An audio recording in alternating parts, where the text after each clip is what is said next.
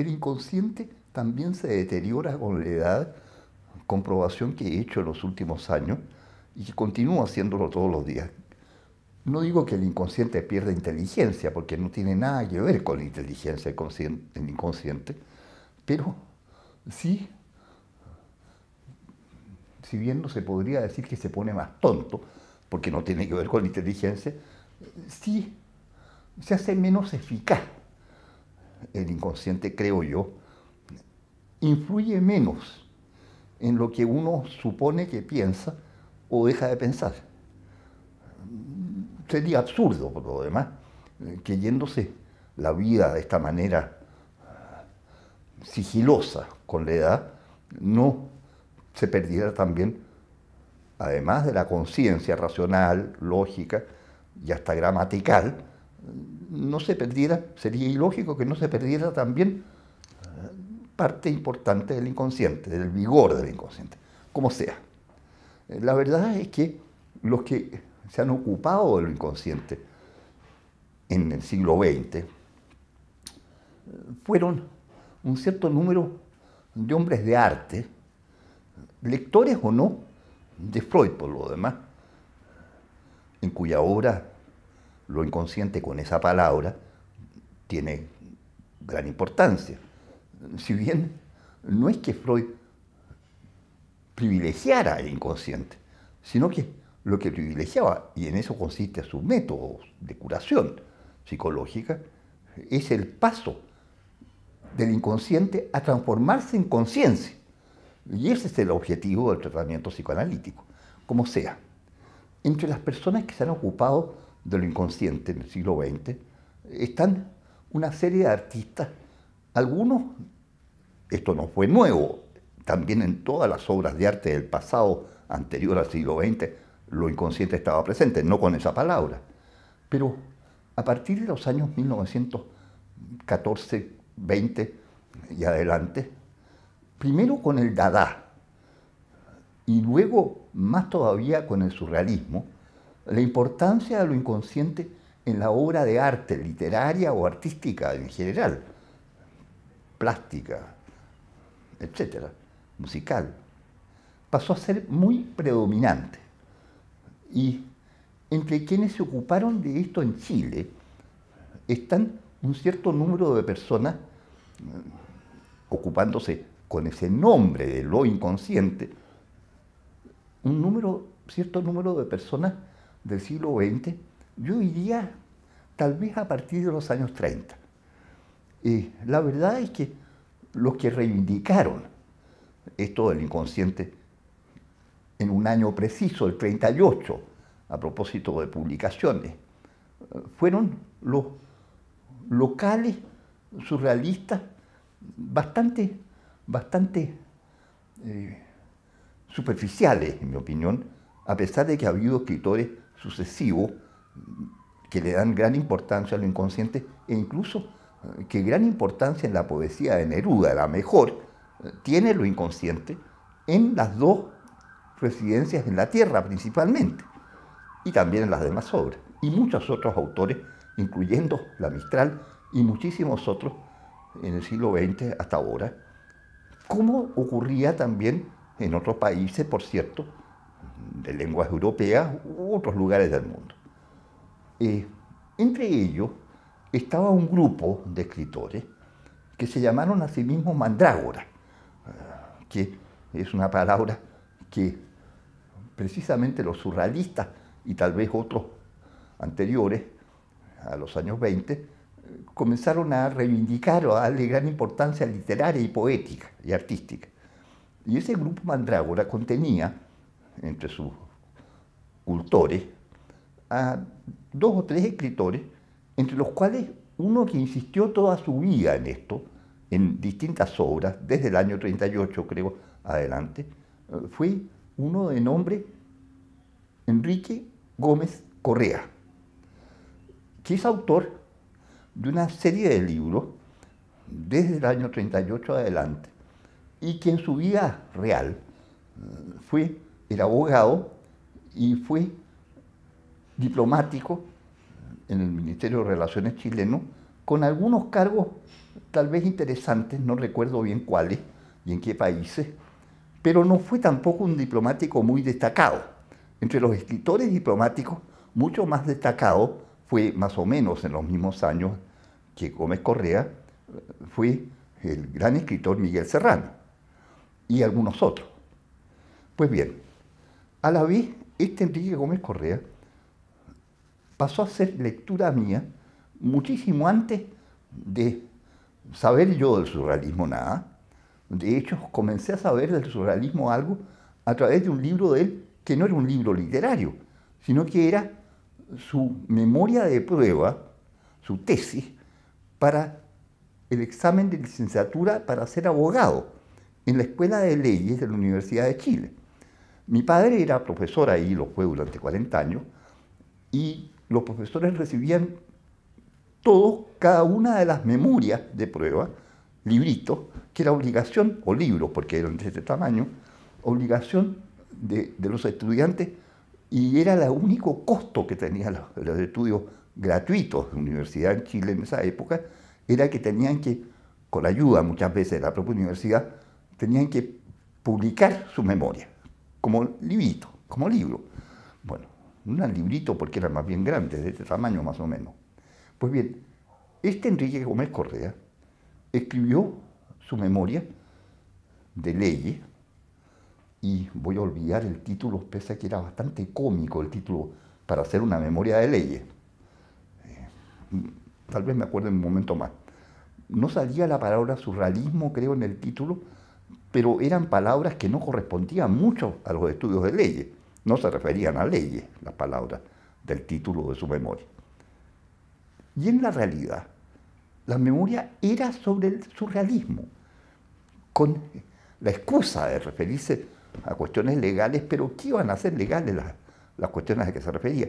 La verdad es que tuvo, como todas las memorias de prueba en leyes, tuvo dos informantes, profesores, y uno de ellos le puso un 1, y el otro le puso un 7, y 7 más 1 eran 8, y por lo tanto la nota promedio era 4, y fue aprobada.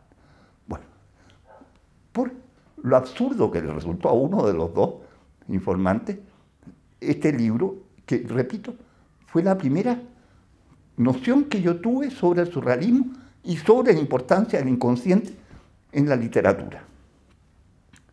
Ese era este Enrique Gómez Correa. En el libro yo aprendí que incluso tenía ilustraciones en papel couché, ilustraciones de la Gradiva de Jensen, que era una figura utilizada por los surrealistas, creo recordar, no me acuerdo si era pintura, dibujo o escultura, esa Gradiva de Jensen. Recuerdo el nombre porque por primera vez lo vi ahí. Y ahí aprendí lo que primero supe del surrealismo cuando yo tenía 12 o 13 años, o 14 máximo. Estaba todavía en el colegio. Bueno, porque este hombre tenía vocación literaria, la memoria tenía interés como un libro que fuera literatura. De ahí la discrepancia de las opiniones. Uno se dio cuenta que valía de todos modos y el otro redondamente dijo que no. Bueno, como sea, me enseñó muchas cosas a mis 12, tal vez 12 o 13, no más, años de edad. Tal vez menos incluso, 11, 12, no sé. Fue lo primero que supe de poesía contemporánea a través de un libro de leyes. Bueno, publicó libros propiamente de literatura, Enrique Gómez Correa, entre los cuales tengo varios aquí que me han dado hace poco, publicados en los últimos años por una editorial que no voy a ser capaz de repetir el título porque no traje los anteojos. Abajo. Mandrágora, naturalmente. Bueno, así se llama el grupo. Y la verdad es que es un poeta interesante. No fue muy destacado por críticos y otros, pero con el paso del tiempo la verdad es que estas ediciones de Mandrágora como editor, muestran que tiene interés y valor efectivo. La verdad es que estos libros, cuando fueron escritos, en los años 40, supongo, calculo, más o menos, era tal la predominancia de la poesía de Neruda que yo creo que hay varios poetas chilenos de los años 40, para especificar precisamente, que quedaron como sepultados por la importancia que la crítica y el público podía darle a la poesía de Neruda, pero que tienen, sin embargo, interés. Yo creo que habría necesidad, más bien para quienes se ocupan de hacer crítica universitaria incluso, necesidad de examinar una serie de poetas de los años 40 en Chile, porque es muy probable que se encuentren poetas interesantes que fueron sepultados en la crítica y en la realidad por lo predominante de Neruda. Y eso me atrevo a recalcarlo. Enrique Gómez Correa, en su tesis y en su vida, siguió practicando, diría yo, el surrealismo de una manera que ahora, pasado tanto tiempo, yo diría que fue más o menos ejemplar. Yo lo conocí muy de paso, nada más que de saludo. No recuerdo haber tenido nunca ninguna conversación con él cuando yo estuve en el Ministerio de Relaciones, y alguna vez me crucé con él. Pero muy poco, no tuve ninguna amistad. Sin embargo, le tenía el respeto de ser autor, no tanto de sus libros de poesía, que yo en esa época, cuando estaba en el Ministerio de Relaciones, no conocía todavía. Sabía que había escrito, pero no los conocía.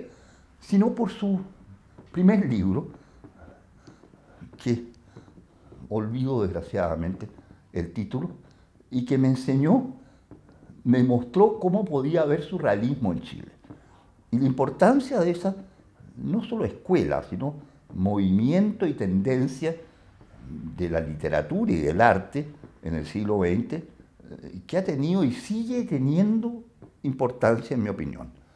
Yo creo que los surrealistas franceses o de otras lenguas, no solo franceses, que fueron los que más sonaron como tales, tienen importancia en la poesía y en otras artes, pero especifiquemos en la literatura escrita en verso, tienen importancia que debe seguirse tomando en cuenta. Yo creo que hay en la poesía, en el llamado Occidente, pero en todas partes tal vez, en el siglo XX, hay una veta permanente en toda clase de literatura, de poesía sobre todo, en verso, una veta de influjo de algunos aspectos del surrealismo en autores de escuelas muy distintas al surrealismo. Creo que el surrealismo como manera de ver el mundo, como concepción del mundo, ha influido desde que apareció con el nombre de surrealismo hasta ahora, diría, todo el arte de la literatura y de la poesía en verso. Y sigue presente. Yo lo digo por experiencia propia, personal, y por lo que he visto en otros y leído. Yo creo que algunas libertades o disciplinas del surrealismo las hemos adquirido todos los que hemos escrito poesía en verso desde los años 20, yo todavía no había nacido, hasta ahora, y que eso es una gratitud que tenemos que tener hacia los autores que comenzaron a hacerlo. La verdad es que hay factores en el surrealismo, en literatura, que vienen en forma directa de las ideas de Freud y de algunos de sus discípulos, como lo llamado escritura automática. La verdad es que eso, que fue una corriente importante desde los años 20 en el surrealismo y en muchos otros autores, proviene en forma directa es una traducción, una versión de talking cure, lo llaman en inglés, la cura del psicoanálisis, la cura de hablar, el hablar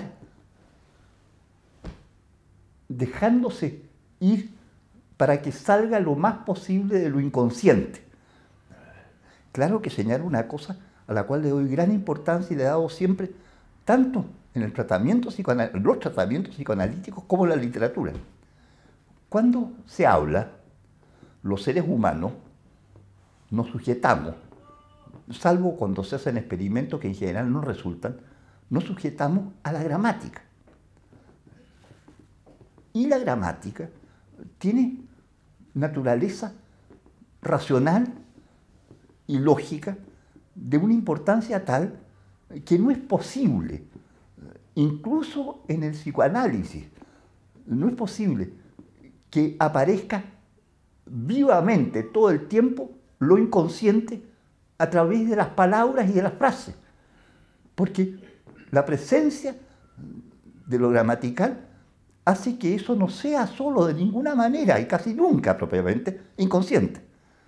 Porque, repito, la gramática, la semántica, como sea llamada en lingüística, las palabras organizadas dominan de tal manera lo que se habla entre seres humanos que hay una presencia racional que limita enormemente lo inconsciente que pueden tener las palabras que se usan.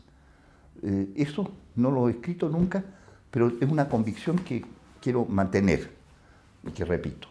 Bueno, El cataclismo en los ojos de Enrique Gómez Correa es uno de los libros realmente interesantes de estas ediciones Mandrágora, junto con varios otros de él, como El espectro de René Magritte, surrealista en plástica muy importante, el libro que se llama Mandrágora siglo XX, que también, incluso conteniendo muchas ilustraciones, explica este movimiento y estas ideas, esta concepción del mundo que tenía Gómez Correa y otros surrealistas, y no solo chilenos, por cierto. Después otro que se llama Reencuentro y pérdida de la mandrágora, también de Enrique Gómez Correa, que es más bien un relato en prosa, los otros son en poesía, y Madre Tiniebla, otro libro de versos y de ilustraciones bastante notables, todos publicados por el editor Mandrágora. Bueno, yo creo que merece no solo respeto el hecho de ser publicadas estas obras por la editor Mandrágora, sino que merece un recuerdo agradecido la persona de Enrique Gómez Correa, que yo confieso que cuando lo conocí en el Ministerio de Relaciones, sabiendo sí de su memoria, que era respetable para mí porque me enseñó muchas cosas, sin embargo no lo miré como una persona muy destacada intelectual o literariamente.